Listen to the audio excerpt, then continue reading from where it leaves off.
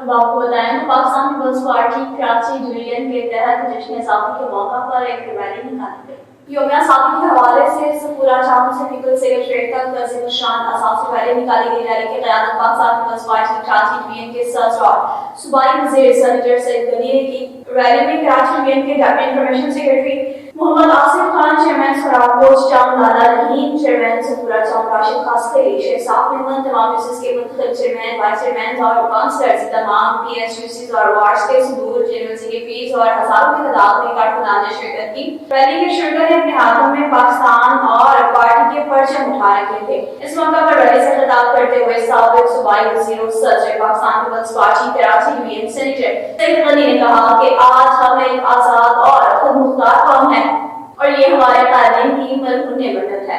انہوں نے کہا کہ علامہ اقبال کے خواب کو قائد اعظم رحمۃ اللہ علیہ نے جو حقیقت کو روح دیا، یہی آج ہمارے قوم کی۔